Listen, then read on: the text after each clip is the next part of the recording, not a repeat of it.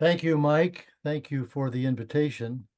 And as I listen to everybody come on this afternoon or this evening or wherever you are, I sense your great enthusiasm and knowledge for what Mike has been doing and your relationships with each other.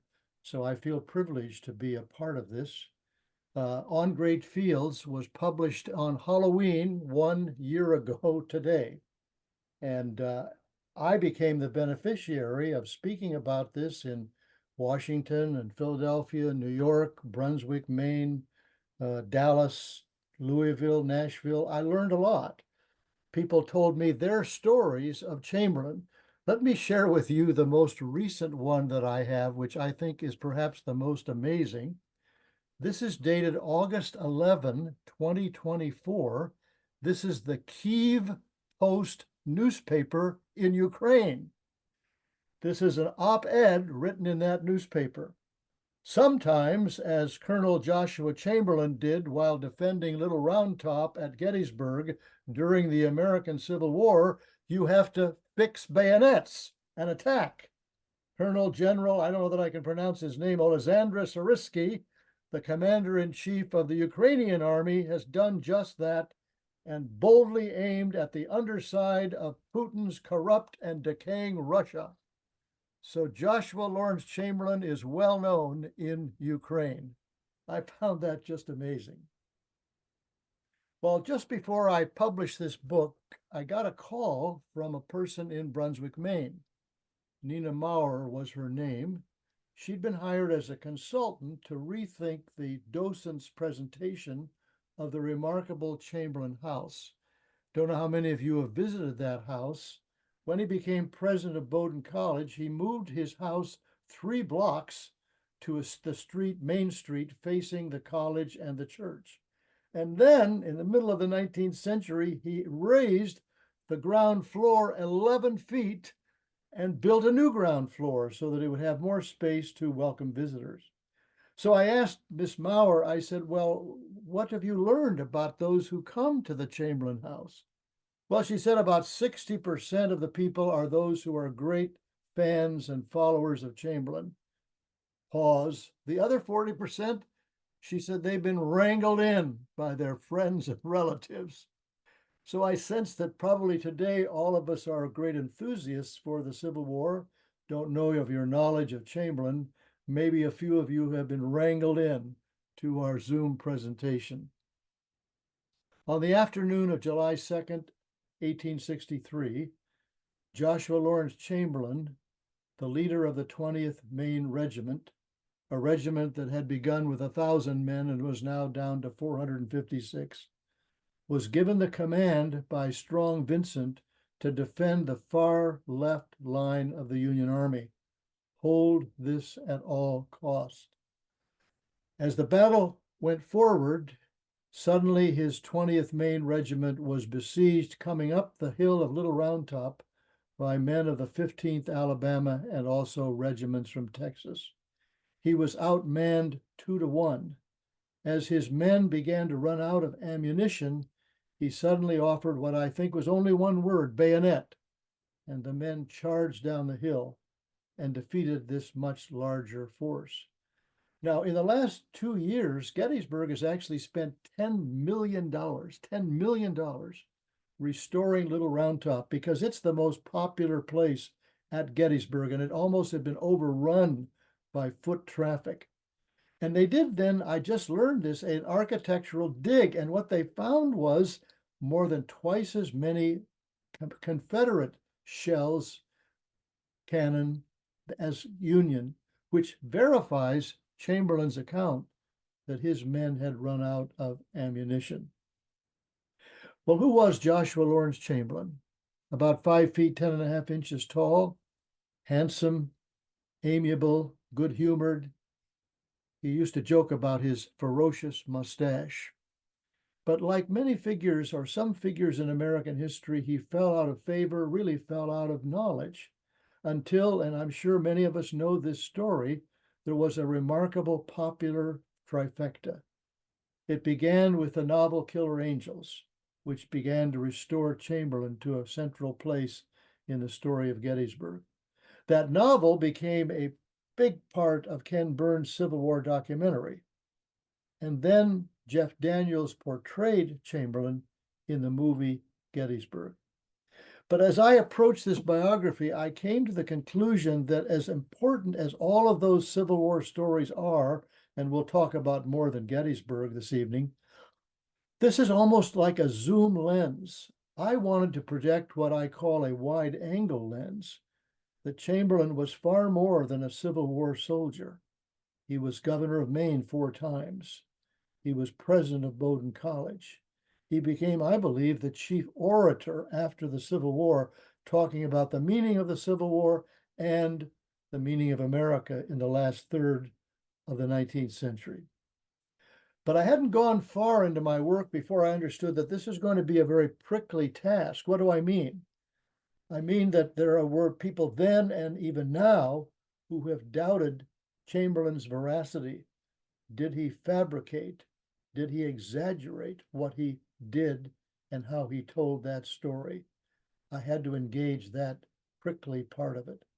Also, when I went to Gettysburg to do my due diligence and had the benefit of a marvelous military historian guiding me to understand Little Round Top, I came to understand that in the 1990s, after this popular trifecta, some of the Park Service employees at Gettysburg were pretty upset that Chamberlain was getting all the credit and no one else was getting the credit they deserved. And so I learned that underneath their Park Service uniforms, they actually wore a T-shirt which said, "Joshua who? Joshua who?" They wanted to raise the question, why is he getting all the credit and no one else? When I do biographies, and I've done a biography of Abraham Lincoln and a biography of Ulysses S. Grant, there's several things that guide what I'm attempting to do. The first is I'm interested in what I call the formative years of a person's life. I didn't realize until I finished the On Great Fields biography that of the 20 chapters, five are part of what I call the formative period, when a person is 14, 16, 18, 20, 22, 24. Think of your own lives. You might be 40 or 60 or 80, and certainly you're a different person, but I would bet that you would say of yourself that the values that you hold in many ways were the values that were formed when you were a young person. So I wanted to discern what were the values formed in Chamberlain's family, in his church, in his college, and ultimately in the Civil War. Secondly, I'm interested in doing what I call a rethinking of what I call the faith story, the faith odyssey. I think we've kind of overlooked that in a lot of modern biographies. For Lincoln, it's a fascinating story where he rejects the Christian faith, and then when life begins to tumble in, the death of his sons, the Civil War, he rethinks and rejoins the Christian faith in a Presbyterian church in Washington, D.C. For Ulysses S. Grant, who grows up in a deeply Methodist family, his humility, I think, comes from that understanding of Methodism, especially communicated through his mother. For Chamberlain, his family were 19th century versions of New England Puritanism. Puritanism has suffered a bad rap in recent years, I think overdone. But for Chamberlain, it was really the life of the mind. Oh, not reading novels. They were a little worried about that, but the life of the mind. Chamberlain grew up in Brewer, Maine, a town of 1,000 people. His father was a farmer, and the story begins when on a summer day in the difficult fields of Maine with boulders and tree stumps, young Joshua, maybe 8 or 9 years of age, is leading an oxen-filled wagon, and suddenly the wagon is stuck between 2 boulders. "Clear the wheel," the father calls out. "How am I to do it?" the young boy says back, perhaps somewhat timidly. "Do it, that's how." Chamberlain again and again and again would refer to that conversation. Do it, that's how. That became an order for life for him, that whatever the obstacles, simply do it, that's how. Do not complain. Just put your shoulder to the wheel, which he did to that wagon, and suddenly the wagon sprang free.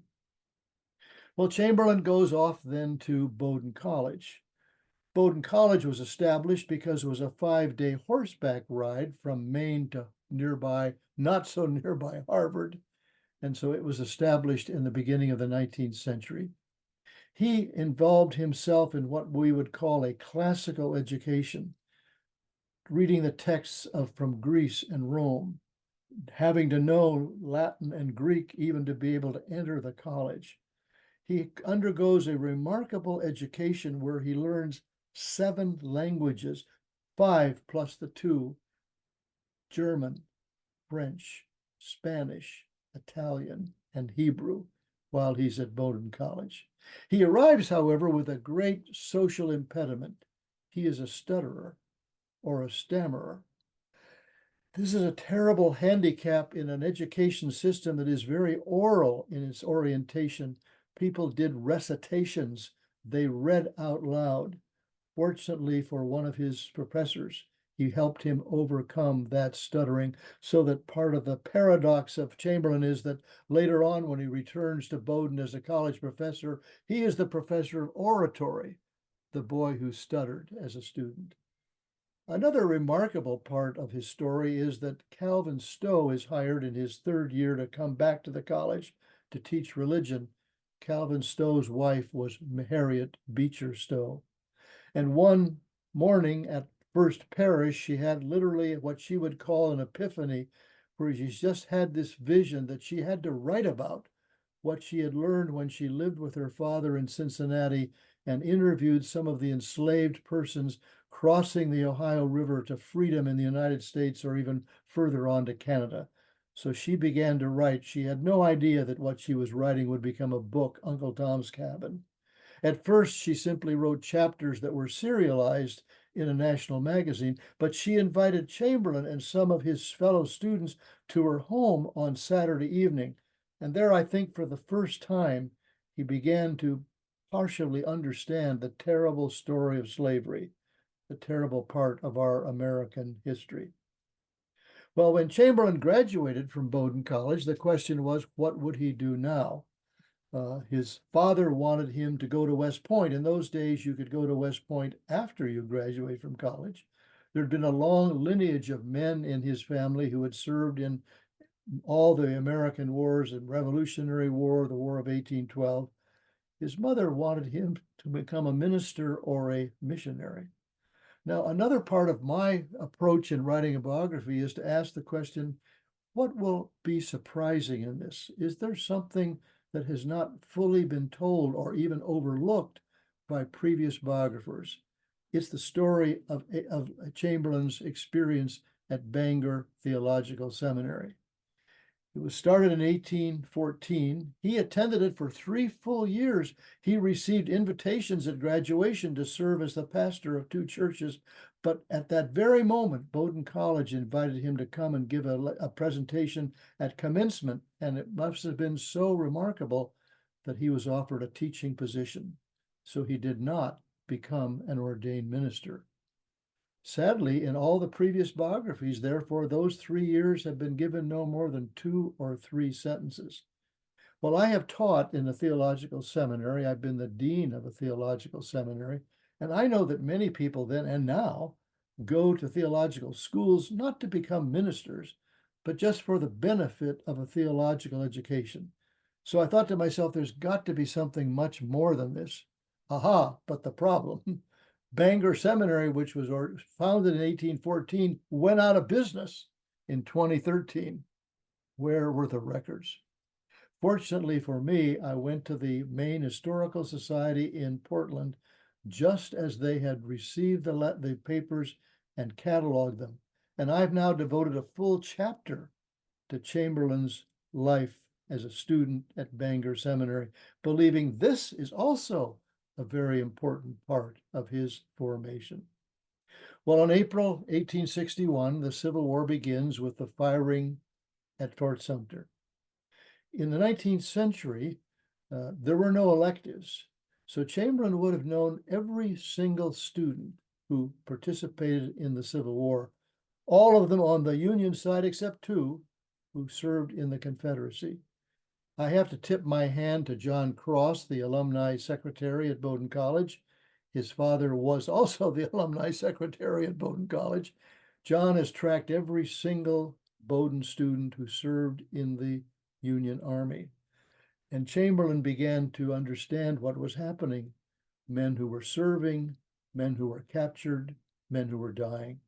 So a year later, as you all know, Lincoln offered a proclamation in 1862 that we needed 300,000 more men. And Chamberlain decides to volunteer. He offers his volunteering letter to the governor of Maine. Now, the governor of Maine and other states were looking for important persons who would therefore have the ability to recruit a regiment, which was a group of 1,000 men.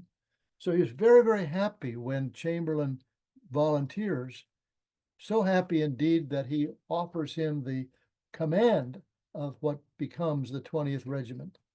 But Chamberlain denies that. He steps back and says, I don't have any military experience. But he says to the governor of Maine, I will want to learn and earn my way to the command.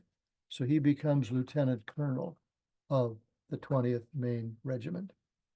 When he volunteers, he writes this letter to Governor Washburn. I fear that this war, so costly in blood and treasure, will not cease until men of the North are willing to leave good positions and sacrifice their dearest personal interests. In other words, this war cannot simply be fought by boys. It must be fought by men, in his case, in his early 30s, who are already in a good position, married with 2 children. No one would have decried the fact if he did not volunteer. And so here we have one of the values of Chamberlain's ethic, the masculine value of duty, which will become part of who he is again and again and again. Well, Chamberlain serves at Gettysburg. After that remarkable victory, he is named by many the hero of Little Round Top. This will be an attitude or an epithet, a word about him that will last through his entire life. 10 months later, however, he is leading the 20th Maine in a charge at Petersburg. And as he comes down the hill, facing an incredible fuselage of bullets and cannon coming from the Confederate side, he is suddenly struck by a Minnie ball that goes in his left hip, shatters blood vessels, scrapes his urethra and bladder, and stays lodged within his right hip. The doctors tell him he will die. He tells them to go and help men who will live. Today, doctors would tell us that Chamberlain had a 10% chance of survival from such a wound. And yet, at that moment, he writes the most amazing letter to his wife. Oh, I need to back up a bit. Got going too quickly here. His wife, Frances Caroline Adams. Now, she is a remarkable story, part of this story. Born to a family in Boston, she was the 7th child. Her father was 50 years old enough to be her grandfather. And so the family did something that will strike us as extremely unusual. They decided when young Fanny was 4 years old to give the little girl away to his younger cousin, who is the pastor of the First Parish Church in Brunswick, Maine. So she grows up in Brunswick, Maine. And part of the challenge of the biography was to really try to understand who is Fanny. Towards the end of my research, I found this remarkable story, which I would like to read to you. She is now a student at Brunswick High School, probably about 17 years old, and this is what takes place. She's given an assignment by her teacher, Mr. Alfred Pike, and the assignment reveals, I think, her spirited wit. She knew that Mr. Pike did not entirely approve of her humor, so she wrote, this is to certify. Oh, the assignment was to write a paper using verbs ending in FY. FY. She wrote, this is to certify notify, exemplify, testify, and signify my obedient disposition. And I hope that it will gratify, satisfy, beautify, and edify my teacher, and pacify, modify, and nullify his feelings of dissatisfaction towards me. Please do not exclaim, "Oh, fie," when reading this paper. I think this story of her writing this paper so exemplifies the spirit of young Fanny, a young girl, young woman, talented in both art and music. And yet, when I read her stepfather's diary, the pastor of the church, I found again and again he would use this phrase, "poor Fanny, poor Fanny." For Fanny also struggled with a sense of depression. She struggled with a sense of herself. She had, as she grew into still a young woman, problems with her eyes, so that by the end of her life as an older woman, she was blind in both eyes. Resuming our story, Fanny and Joshua Lawrence Chamberlain become married. He volunteers for the Civil War. He's wounded at Petersburg, and this is the letter that he writes to her. "My darling wife, I am lying mortally wounded, the doctors think, but my mind and heart are at peace. Jesus Christ is my all-sufficient Savior. I go to him. God bless and comfort you, precious one. You have been a precious wife to me. To know and love you makes life and death beautiful. Cherish the darlings." They had 2 young children. "And give my love to all the dear ones. Do not grieve too much for me." Well, Chamberlain survived. He had 3 more surgeries to try to correct the terrible wounds, what the historians now call the internal wounds, the invisible wounds. They could never be corrected. He lived the rest of his life with infection after infection after infection. He lived 50 years after the wounding at Petersburg. Let's go forward 10 more months. The war comes to an end. We know the story of Grant offering Lee a very magnanimous peace at Appomattox Courthouse. And then there is the surrender of the Confederate Army. Chamberlain is given command of that Confederate surrender. Now, here's part of the prickly part. There have been a recent historian or two who have doubted how in the world would Chamberlain, not a West Pointer, not a general, be given command. There is no order that he receives command, but my mentor at Princeton University, James McPherson, our greatest Civil War historian in my estimation, said everything wasn't written down in the last 24 or 48 hours. I traveled to Appomattox Courthouse. I spoke with the National Park historian, Patrick Schroeder, who's been in that position for 25 years. He has researched deeply what took place at Appomattox, and I believe what Chamberlain describes is basically what took place. Just think of yourself as the Confederate soldiers are coming forward. Robert E. Lee has assigned General John B. Gordon to lead the Confederate troops. Gordon, who his men call the gallant, was like Chamberlain, not a West Pointer, but had risen quickly to the estimation of Lee right to the top of his generals. Think for yourself of those Confederate soldiers as they come forward. The historian, the biographer, has to be careful in the way that you intuit what is in the mind of the person you're writing about, but I think that Chamberlain certainly must have been thinking of what Grant had offered to Lee. And so as the Confederate soldiers come forward, you can imagine the dejected looks on their faces. Suddenly, he changes the musket that he's carrying from order arms to carry arms, the marching salute. He salutes the Confederate soldiers. Now, it's very important to ask the question, what is he saluting? He's not saluting the Confederacy. He's not saluting the cause for which they fought. He's saluting the courage of the Confederate soldiers. We've all been caught up in recent years of the monuments controversy, the taking of names off of public schools. I think it's pretty difficult to try to put ourselves back in that situation. When President Andrew Johnson wanted to prosecute Robert E. Lee for treason, Grant said, "You will not. He is not a traitor. He is the very spirit of the South." Somehow we seem to have a hard time of grasping that reality today. So Chamberlain leads this remarkable surrender at Appomattox. He then returns to Maine. The people of Maine understand his heroism, and the Republican Party nominates him to be their candidate for governor. Maine had a remarkably strange constitution.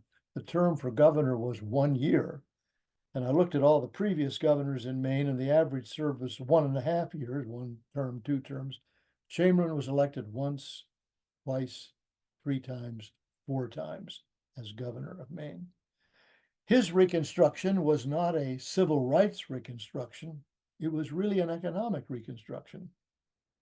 I like the way that Abraham Lincoln tells this story of 2 men who are wrestling each other, and as they do, they wrestle out of each other's clothes into the clothes of the other.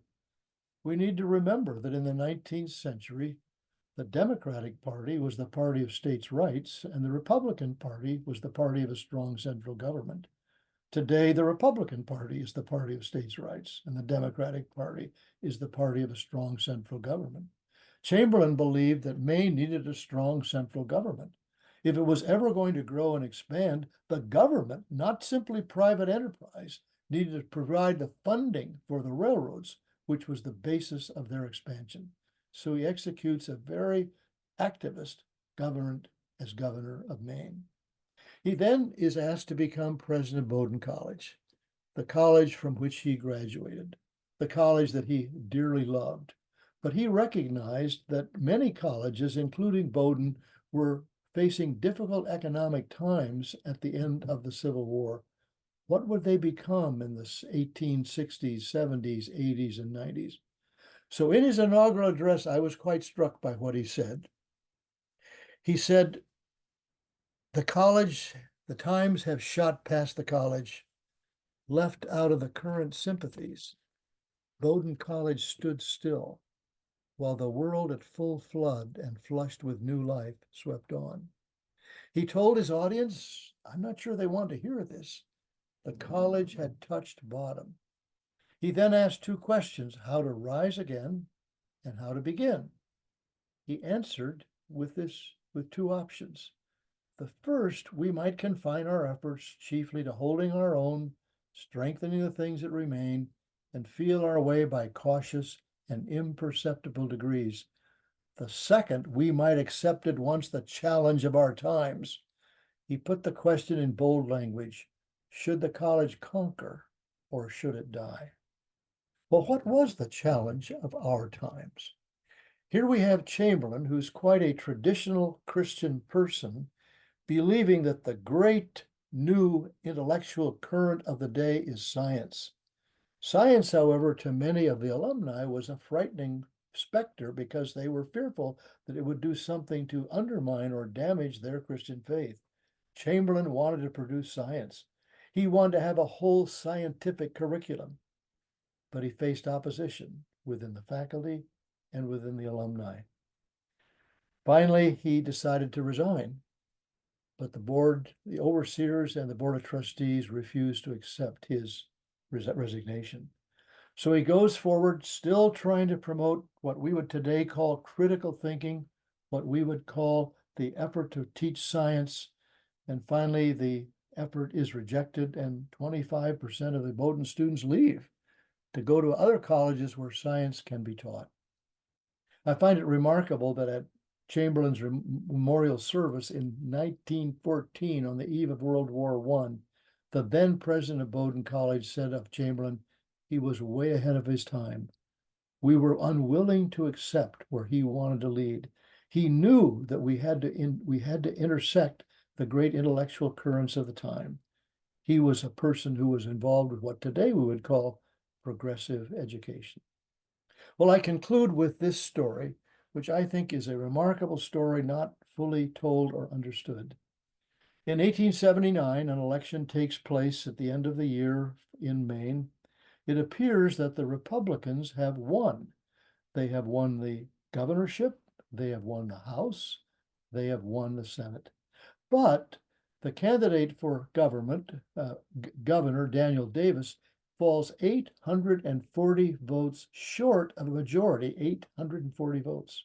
So the Maine Constitution says that if no one wins the majority, the House of Representatives of the state will then choose between the three candidates and select two. There are actually three candidates, Republican, Democrat, and Greenback.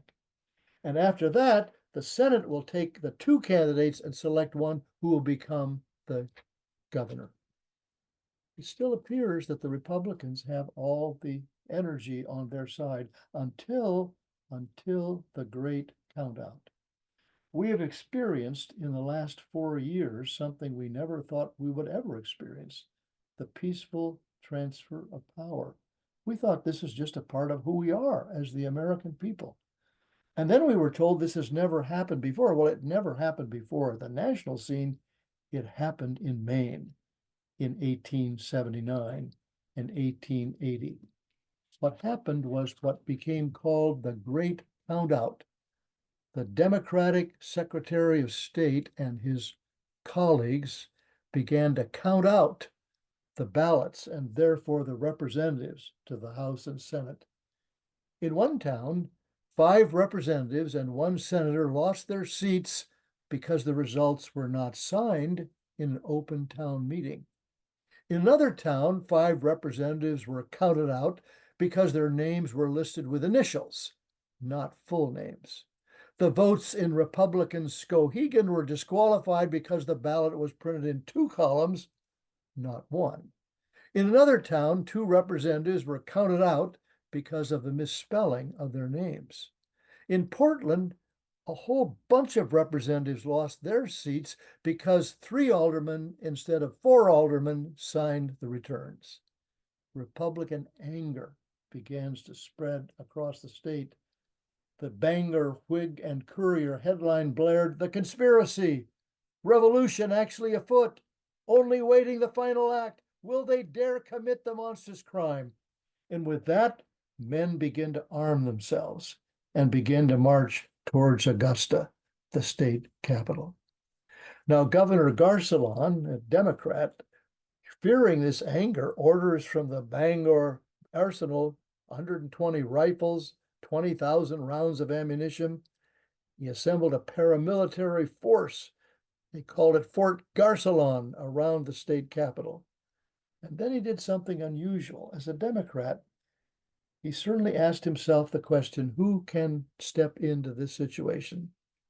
Major General Joshua L. Chamberlain is authorized and directed to protect the public property and institutions of the state until my successor is duly qualified. Duty called Chamberlain once more. He arrives in Augusta on January 5, 1880. He found the State House barricaded with heavy wood planks. He established himself in a small office. He dismissed the paramilitary force surrounding the Capitol. He now became the military governor of the state. In his unanticipated position, he made it very clear that his role was as a civilian political person. He did not have the authority to determine who had won or not won these elections. He wrote to Fanny, however, "Everything is confusion here.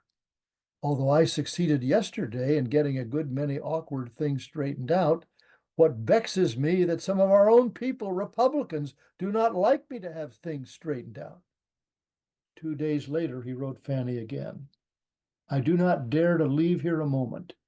There would most assuredly be a coup d'etat ending in violence and bloodshed." The bloodshed might have been his.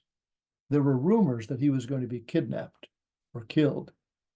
They wanted to get him out of the way so they could storm the Capitol.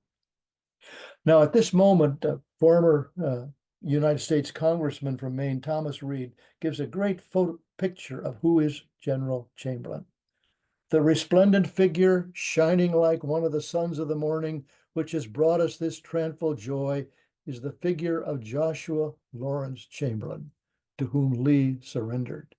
He described Chamberlain as one who walks the State House stairs as master of the situation. On January 15, he writes another letter to Fanny, confiding in her of the bitter attacks upon him. He even heard threats to her. If you are afraid, he told her, to contact Thomas Eaton, a local police officer, to have the police keep an eye on you and on our house. On a particularly frantic day, Mayor Nash of Augusta alerted Chamberlain that men were marching to the Capitol, armed for an insurrection. He stepped forward into the rotunda, surrounded by the battle flags that had adorned the regiments from Maine, and this is what he said: "Men, you wish to kill me, I hear. Killing is no new thing to me. I've offered myself to be killed many times when I no more deserved it than I do now. Some of you, I think, have been with me in those days. You understand what you want, do you? I'm here to preserve the peace and honor of this state until the right government is seated. Whichever it may be, it's not for me to say, but it is for me to see that the laws of this state are put into effect without fraud, without force, but with calm thought and sincere purpose. I am here for that, and I shall do it." And then the story is told that he sort of opens his chest or his coat and says, "If anybody wants to kill me for it, here I am. Let him kill." Wow. Well, at that moment, Nelson Dingley, a former governor, recalled there was a breathless silence for a moment. But then a veteran in the crowd thundered, "By God, old general, the first man that dares to lay a hand on you, I'll kill him on the spot."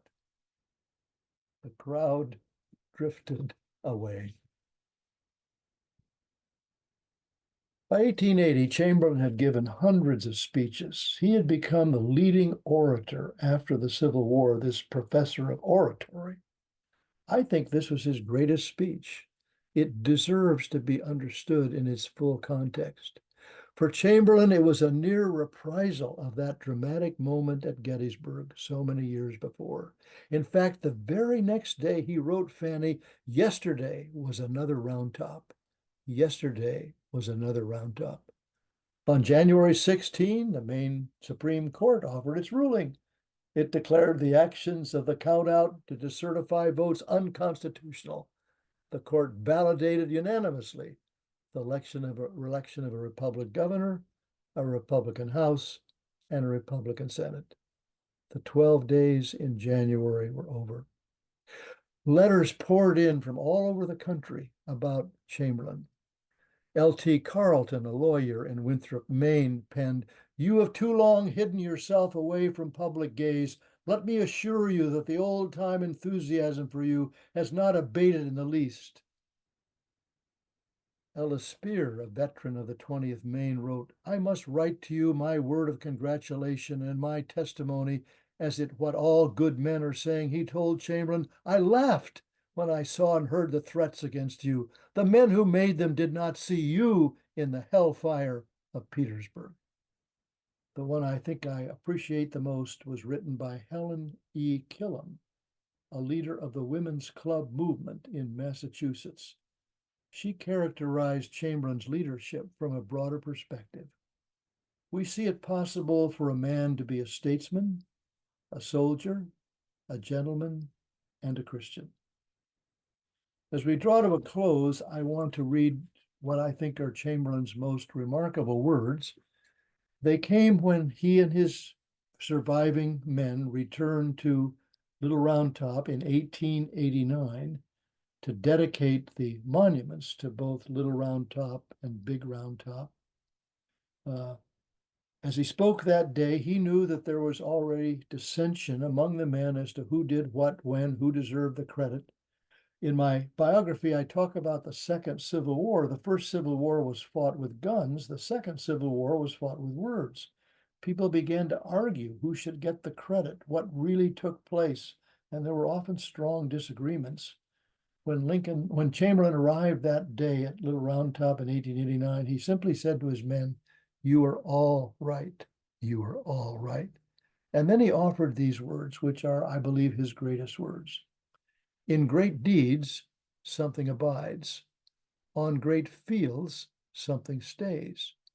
Forms change and pass, bodies disappear, but spirits linger to consecrate the ground for the vision place of souls, and reverent men and women from afar, and generations that know us not, and that we know not of, heart drawn to see where and by whom great things were suffered and done for them, shall come to this deathless field to ponder and to dream."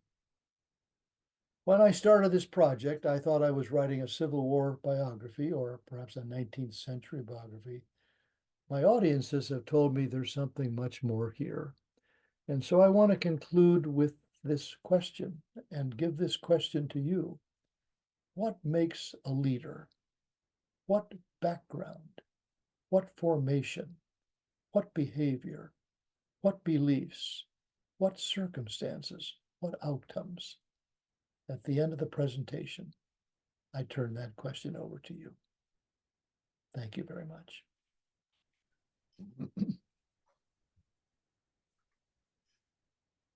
That was incredible. And we have a number of questions, and Very good. let me read them to you. And of course, we started out with, are there closed captions available? I didn't see that. And she said she couldn't find those. And there's some questions about freezing. Fernando says, and Fernando is in Venezuela, he says, "Good evening, Mr. White. How and why did Joshua Lawrence Chamberlain get the rank of lieutenant colonel when he joined the Union Army without previous military experience?" Thank you. That's a very good question. There were, during the Civil War, with a great desire to have as many volunteers as possible, there was the practice of putting into rank what we would call sort of civilian officers, persons who might be a congressman or even a governor, or in this case, a professor, and the hope that somehow they could learn to do their job. In Chamberlain's case, he was second in command, and the first in command came to take over. And this was a West Point graduate, a Maine person himself. And he taught Chamberlain how to become the leader that he did.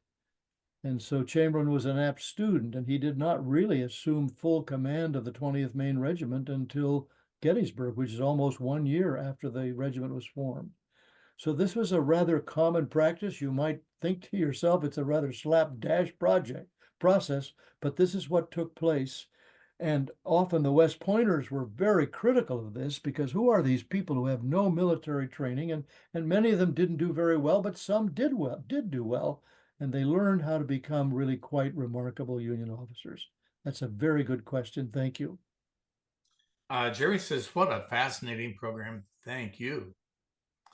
And Fernando also asks, "As a person of a different country whose perspective is different, not better or worse, only different, I will never stop saying the American Civil War is the Civil War in history where own combatants, descendants, and even some filmmakers such as John Ford, Michael Kurtz, Raoul Walsh, and Howard Hawks worked in healing those old wounds left by the war, and the USA could move forward as a unified nation in future wars versus common enemies." Chamberlain was one of the most prominent Civil War figures who worked very hard to reach that goal, especially participating and organizing Civil War veterans reunion. Your opinion about it? Thank you. I very much agree with what you're saying. that Chamberlain and many others was very much believing that if the Union was going to go forward, we had to find some sort of reconciliation between those who fought on one side and the other. This disturbs me in a sense for the present, where we want to just make a blanket story that all of those who fought for the Confederacy, all of them must be traitors. In many ways, they were simply fighting for their land. Abraham Lincoln, way back when, even in talking about slavery, said at one point, well, if I lived where they lived, I probably would believe what they believed.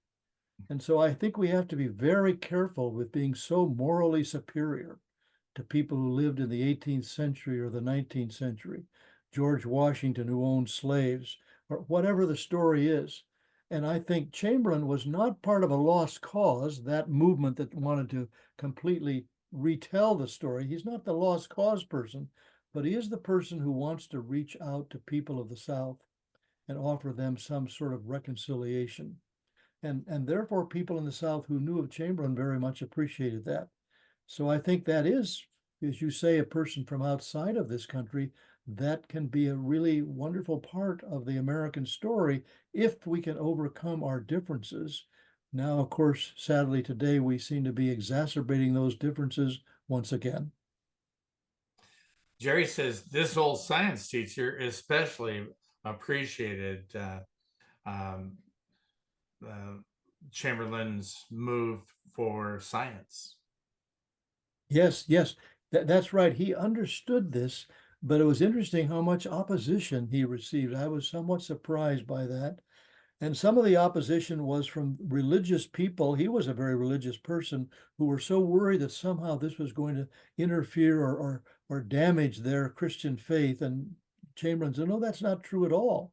You know, we want to deal with truth wherever we find it. And science is a huge part of understanding truth in the last third of the 19th century.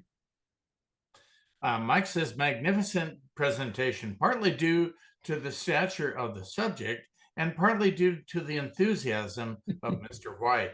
Where, oh, where are the Chamberlains of today? Wow, that's a very good question. It's really difficult. In some ways, I want to say that back to the audience. What I was trying to do in my biography is lift up the values of Chamberlain and then sort of ask the question, well, what are the values? What people today do you believe embody those values? And here again, I think we're caught in a very difficult problem because the American Enterprise Institute, a wonderful but conservative think tank in Washington, did a survey, I think it was in 2012, in which they asked about a set of values. And at that point, one of the values was character. And 90% of their respondents believed that character was a chief value of political leaders. They asked the same question 10 years later in 2022, and the number had fallen to 50%. Character was no longer viewed as a bedrock value of political leaders. So a part of it is the electorate. Who are we? What values do we expect from political leaders today? And character, isn't that what someone does when no one is looking? That's a great way to say it. What someone does when no one is looking. Yeah, I like that. Lynn says, great presentation. The best I've experienced of many Friday evening programs. Thank you. And Bob says, in my younger years, I was captivated by the writings of Kenneth Roberts. Your inspired presentation matches the interesting stories told to me by Roberts' writings. Very well done. Well, I know the writing. Yeah, very, very good. Thank you. Mary says, check out the Brooks-Baxter War in Arkansas. No, she might tell me more than I know. I'm sure she does. Vicky says, Dr. White, I would be very interested to read your perspective on George B. McClellan, particularly pre-war. Have you considered writing General McClellan's bio? Thank you for a wonderful Chamberlain presentation. Well, I deal with George McClellan in my Lincoln biography, A Lincoln biography. And no, I've not considered doing that. I mean, he's a kind of perplexing person. You probably do know that when when he's appointed by Lincoln, he writes this letter to his wife, and everybody recognizes how great I am. And he was kind of full of himself. And at one point, Lincoln was kind of put off by these kind of people, said, but I will hold McClellan's horse if he'll lead us to war. So I think McClellan had such ability, and his men really admired him. But of course, we know the story that he often overestimated the enemy and underestimated when he was ready to fight. And so McClellan, I think, wasted some of the great talent that came to him. He was a very bright person and came from quite a remarkable family. But I'm not going to write a biography of him. Rich says, bravo, outstanding presentation. And Christina, my Wolverine friend, says, fantastic. Barry says, bravo, one of the best programs and much appreciated. Thank you for the time and effort. You're welcome. And Fernando says, marvelous presentation. And James says, wonderful talk. Would you address those who feel Chamberlain exaggerated his role in the war? Thank you. That's a central question. That what I call the prickly process of writing this biography. Chamberlain lives a long time. He will write sometimes about certain battles 5 or 6 times. He's writing often in not simply an historical style, but almost a literary style because he's such a great writer. I don't ultimately believe he exaggerates his role. I think if you read carefully, he gives credit to others. For example, Strong Vincent was the brigade commander who dies tragically at Gettysburg, and there have been people who have written, well, he doesn't give enough credit to Strong Vincent. He really does. And he's heartbroken when Strong Vincent dies. He tells his wife, Fanny, she should write to Strong Vincent's widow. I think he does give credit to other people. And I think perhaps we of the popular medium who have lifted him up in the last 30, 40, 50 years, perhaps we have overstretched who he was compared to others. But I don't think that's who Chamberlain is. In my reading of your book, I was struck by how high a character individual he was. Chuck says, as a former soldier, I salute you, sir. Excellent research and presentation. You certainly did General Chamberlain proud. Well, it is interesting, just to comment to your comment, is that in going to West Point and also at Gettysburg, Chamberlain is still used by West Point professors as examples of military leadership. And they still bring cadets from West Point to Gettysburg for a 3-day exercise where you are Chamberlain, you are Calvin Oates, the leader of the 15th Alabama, and all these different players. And they still believe in a very different kind of warfare, that Chamberlain can be an example or a model. There are lessons to be learned from him. So when I don't know if I said at the outset that one of the people who commented at one of my early events was from the Air Force Academy. And he told me that Chamberlain was being taught at the Air Force Academy about leadership. So fascinating. Yeah, that doesn't surprise me. Jonathan says, excellent presentation. And Ben says, great presentation, although I knew it would be after your great presentation at Grant College Historic Site back in 2018. Thanks. Oh, thank you. Thank you. That was so much and so enjoyable. And the next one says, absolutely fantastic presentation. I like the emphasis on the human interest stories in your presentation. You brought Chamberlain and his wife to life. Thank you. Thank you. Carolyn says, bravo. I'm sure that she doesn't speak that low. And Michelle says, what an inspired, lively, and captivating presentation. One of the best we've heard so much about quirky, difficult, and ego-bound officers.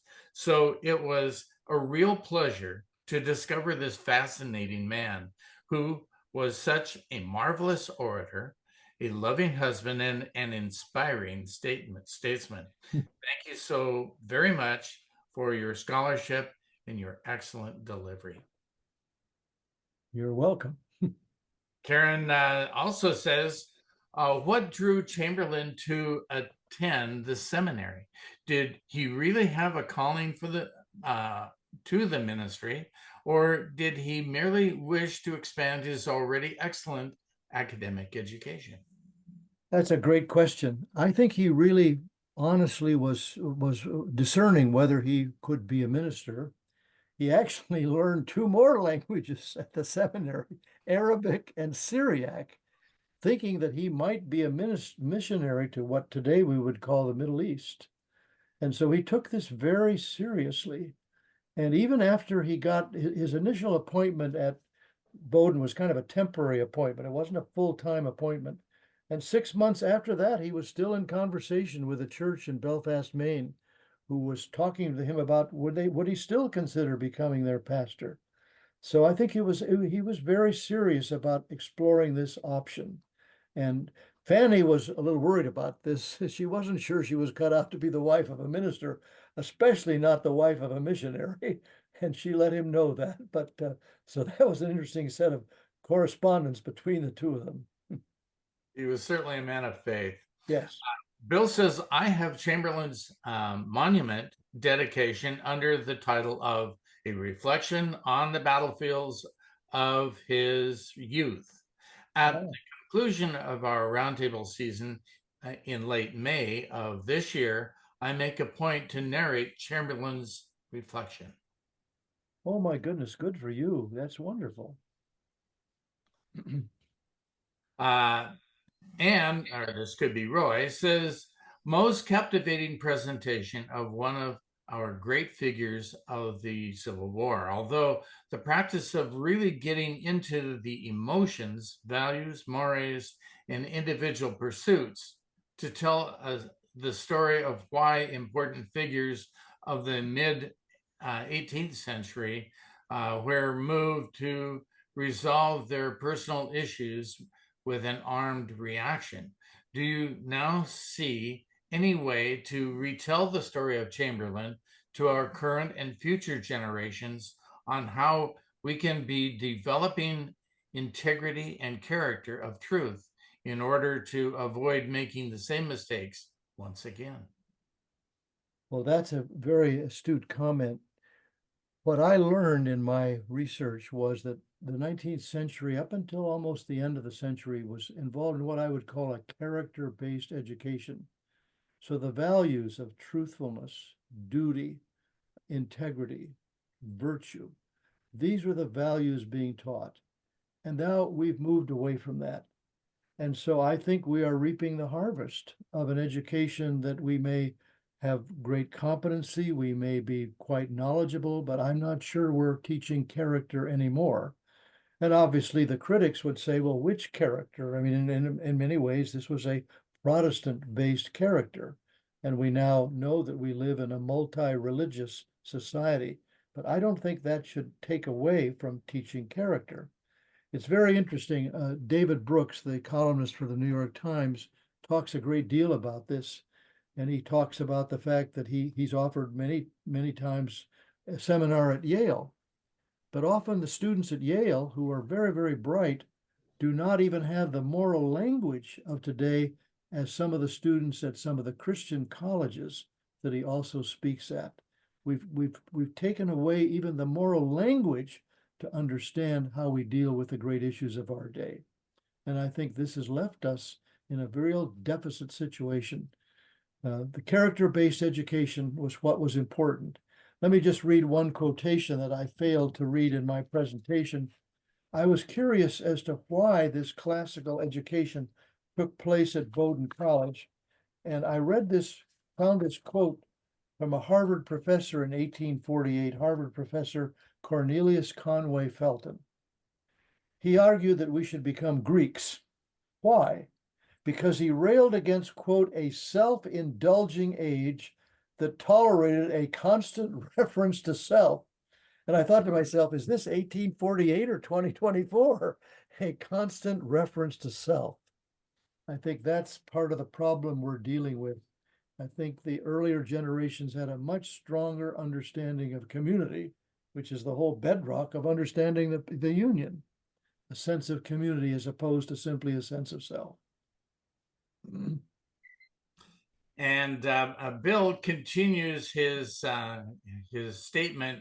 This is about the reflection as a send-off to our audience for the summer break. Moreover, his reflection is timeless inasmuch as it is relevant today as one looks across any battlefield or reads an interpretive marker related to some activity related to the Civil War. I'm in total agreement with what you're saying. Thank you. And Tammy says this is the lady that showed the Chamberlain room. Oh, yes, yes. It says, Mr. White, clearly I believe in Chamberlain. My friend was completely skeptical about his personality.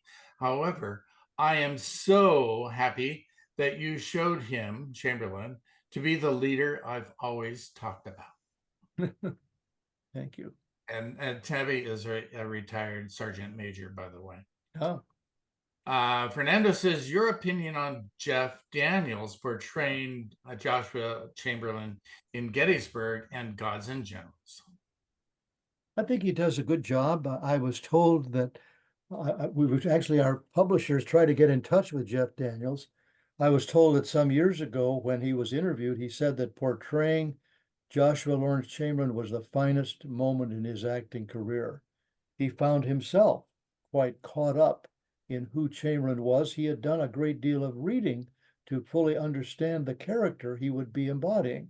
So I think he does a good job of impersonating, or better say, embodying Chamberlain. Yes. Yeah, Jeff is quite a guy. Right. David says, Dr. White, what a superb presentation about a remarkable soldier, statesman, and educator. I also appreciated your comments about the importance of faith to so many soldiers on both sides of the conflict.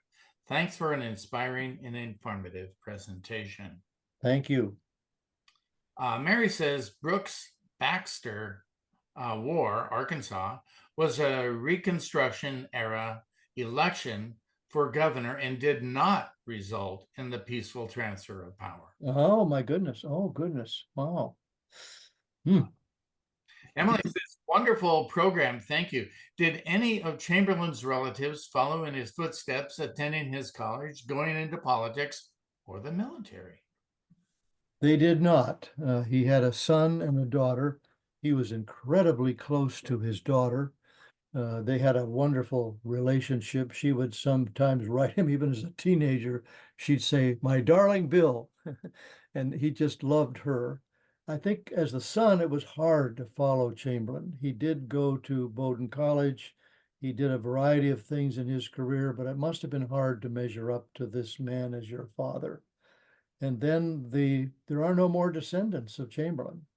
And his house almost became the home of Burger King in Brunswick, Maine, at one point, until fortunately the Friends of the Pejepscot History Center stepped up and bought the home, I think in the 1970s, and began the wonderful chapter of restoring it. And now, if you ever have an opportunity, it's a magnificent home to visit, and it really allows you to have a full sense of who Chamberlain was, how he lived in that house. Right.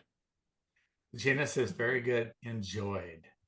And Anne Roy say, this was a most important deep dive into the moral and ethical feelings that must have been so telling and yet missing in our narratives of this great conflict of human conflict. Thanks for your wonderful manner in telling the story of Chamberlain, and I'm hoping that you'll now begin your in-depth analysis of our great leaders of the war. Okay, thank you. Emily says, How did Chamberlain view Grant's memoirs? Ah, well, the relationship of Chamberlain and Grant, which I didn't have a chance to touch upon, is very, very important. At Petersburg, the word went up that Chamberlain was mortally wounded. And when Grant heard that, he did something he'd never done before. He promoted him, quote unquote, these are words from his memoirs, on the spot. He knew of Chamberlain not personally, but he knew of who he was, and he wanted Chamberlain's descendants after Chamberlain's death to know that he had promoted Chamberlain to be general. So that was very important.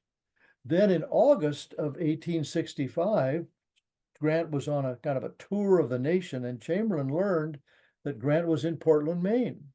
So he invited him to come to Bowdoin College. They gave him an honorary degree. Their commencement in those days was in August. He hosted him at his home, he and Julia Grant, and they had a wonderful time together. When Grant died, and they had this remarkable funeral procession in New York, the largest at that time in American history, Chamberlain, not well, went down in 1885 to participate. And as he arrived, he was told by William Hancock, who was in charge of the funeral procession, we want you to be right at the front. Well, he said, I don't have any military office. I don't have anything. No, he said, we know of the way Grant appreciated you and the way you appreciate Grant. And so Chamberlain rode towards the very front of that remarkable funeral procession. So he did appreciate Grant's memoirs and had a lifelong admiration for who the man was. And again, not simply what he did, but who he was. I could add that in 1909, they celebrated the 100th anniversary of the birth of Abraham Lincoln. By now, Chamberlain was an old man, not doing well with health-wise, but he was asked to give the major address on February 12, 1909 in Philadelphia. And he didn't speak about so much what Lincoln did, winning the Civil War, signing the Emancipation Proclamation. Again, he talked about the values of Abraham Lincoln because it was the values that were important to him. And these were the values that he saw in Abraham Lincoln. It's a remarkable address. So Roy would like to know the title of your book about Chamberlain. It's called On Great Fields, The Life and Unlikely Heroism of Joshua Lawrence Chamberlain. I say unlikely because here's this mild-mannered college professor and suddenly becomes this risk-taking soldier and leader in the Civil War. An unlikely story. Yeah. Peter says, thank you for a great presentation. Did Chamberlain's actions and experience at the Battle of Fredericksburg preview his values that were exhibited in his future military and civilian life? Well, he was at Fredericksburg, not really central to the battle, but this was perhaps the first time that he and his men understood the terror of Civil War battles. He would write about that, and this became part of the prickly part of his biography because he was also criticized that he didn't maybe tell the story as accurately as some others wanted to tell it. But this was a preview of what was to come. Michael says, I have heard Chamberlain had an often difficult relationship with his wife, including not telling her he was going to enlist. Is that true? The story of his relationship with Fanny is a complicated one. The fact that he did not tell her to enlist is really, I think, very suspect. What happened was that Chamberlain hired a secretary in 1910. Fanny died in 1905. And this young woman was then interviewed in 1976, 66 years later. And she is the one who tells the story that he didn't tell Fanny, and or Fanny was very upset with him for enlisting. There's no other evidence. She tells this story in 1976. So I think it's time to sort of say, wait a second.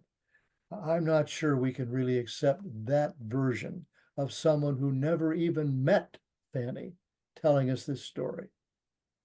I think for anyone, any wife, would it be a difficult thing to have your husband and the father of your children go off to the Civil War? You do not know whether he will survive. Of course, that would have been difficult, but we have no suggestion in any of her correspondence that she had any objection to what he was doing. Catherine says, thank you for a great presentation. Always nice to hear more about the soldier's personal life.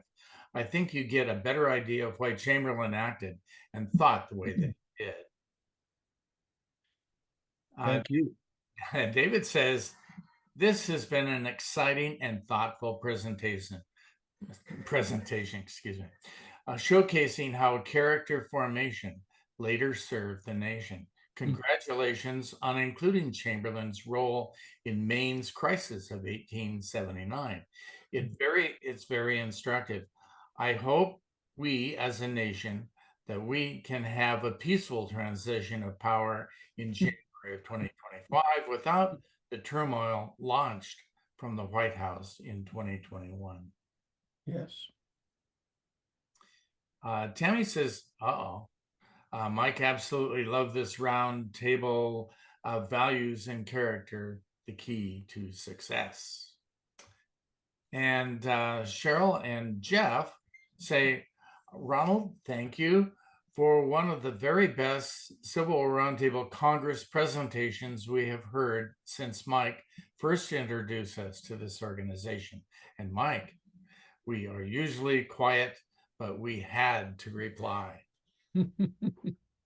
These are our friends of mine from the Puget Sound Civil War Roundtable. Oh, good. Jerry says, what a great president of our country that you would be, Dr. White.